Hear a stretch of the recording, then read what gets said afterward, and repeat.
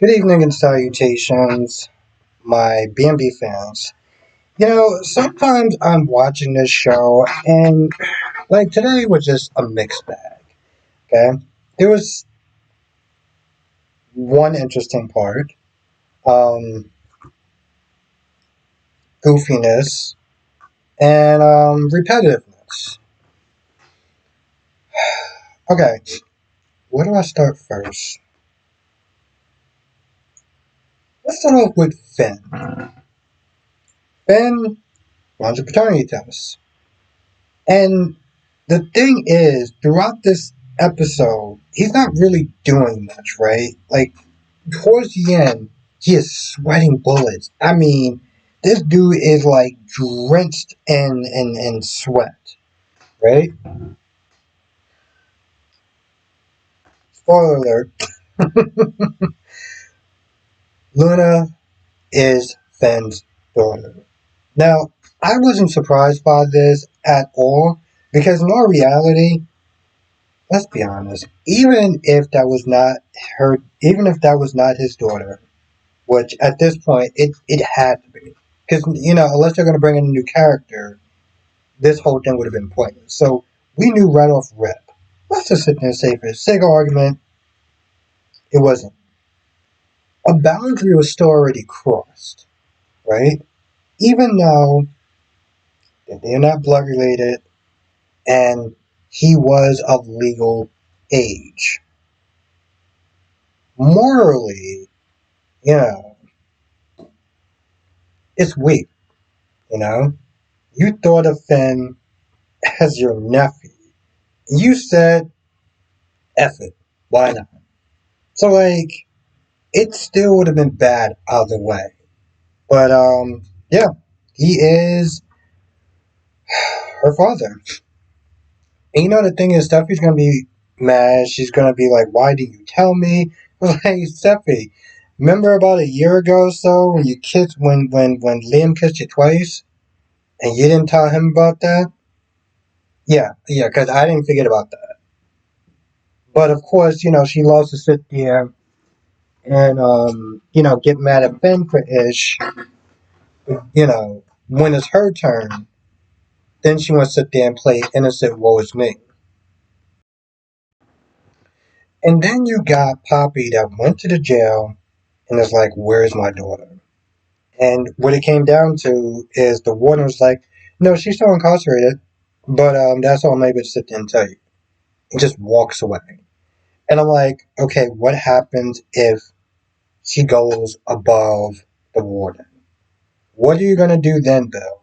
While Bill and Luna is just having the same rinse and repeat conversation.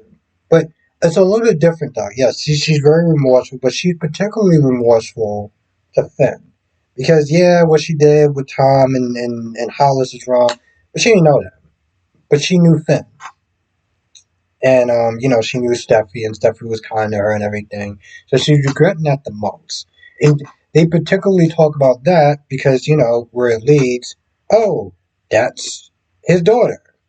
So that's going to be very interesting in how they proceed with that. But other than that, it's just her essentially making excuses.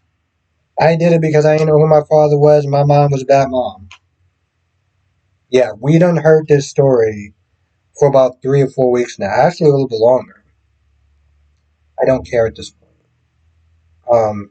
Because all she keeps doing is saying, I'm not going to blame my past for the way I turned out, but where, my past was really bad, and, I'm kind of going to just start to blame my past and just lie to people's faces about no accountability. Now, the scenes with Carter and Daphne Rose goes exactly how you expect them to go. One giant cringe fest. I'm getting to a point where it's like, this is what makes these particular reviews so difficult. Because I can't find anything positive to sit there and say, right? She does this, her version of what she thinks is seduction, And, Carter being so overwhelmed by the fact that she bathed in this overpriced perfume that he can't even sit there and construct sentences. At one point, this man is actually speaking French. He's like, we. And at that point, I'm like, listen, if I wasn't doing reviews or whatever, and I did not have, because the thing is, when I watch a show, I watch it, right? I will generally watch it unless, like, if it's a TV show, I give it maybe 2 episodes, the most 2 episodes. And at that point, I'm just like, yeah, I'm done. Or I'll watch an entire season, and then if I really don't like it, I'll stop. If I was one of those type of people that was a little bit, I think I would probably just stop right then and there. The minute he started speaking French, I was like, no, okay, I'm done. Nope, nope, nope, nope.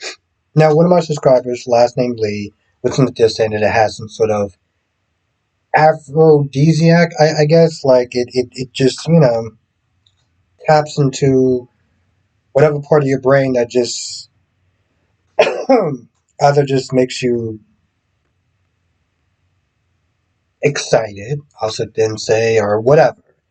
Either way, they're just really bad scenes, and I can't get into them. I can't get into them. I can't get into her. I can't get into her acting. I can't get into her personality. Nothing works, right? Now I know down the line they're gonna sit there and try to make it work and stuff like that. And here's the thing: as much as I've been complaining about the whole Brooke and Taylor and Red stuff, and I'm still not happy about it. I would sit there and take them over her goofy ass personality and the way that you know, her dialogue is just so bad. Now, last thing we're going to sit there and talk about is pretty much Hope just picking a fight with Steffi, pretty much, and I hate saying this word, but pretty much being a bitch, right? And making it seem like she can't have a difference of opinion, you know? And she does sit there and say, hey, listen, at the end of the day, you did steal the company. And, this is where Hope is like, but what did you come back here for? Hope, damn well what she came back here for. She kept sitting there saying it over and over again. And even she does sit there and say, yeah, right, you came back for to protect your legacy, your interests. Okay, then why are you asking for it? You know what I'm saying? But the thing is, if you look beyond that, and it is really difficult. But it comes down to is Hope. Steffi has always been a person that speaks her mind at all points, all times, pretty much. It's very rare that she will not speak her mind unless she doesn't want to hurt somebody's feelings. She was being tested today, okay? Because that she wanted to sit there and either slap the shit out of her or just yell at her, scream at her, whatever. But she didn't want to do it because she knew she didn't want to give away. She didn't want to sit there and give herself away. So she had to bite her tongue and just swallow her pride. And I think that was more the underlining interesting part about that. Because we know how Steffi is. And she really has to sit there and play coy and take a certain level of insults just to get this job done. Now, how she goes about it and how this whole thing is supposed to work out, well, I mean, it's B&B, so, it's clearly not well thought out. But that is the real underlining message of this whole thing. So anyway, yeah, that's pretty much about it. Now I'm not going to be doing the live stream tonight. I'll be back tomorrow, usual time. Check out the community tab. I'll be talking about all the shows, including today, and whatever happens tomorrow, we'll sit there and talk about it as well. Anyway, with that being said, I'm going to go. I'll see you in the next video.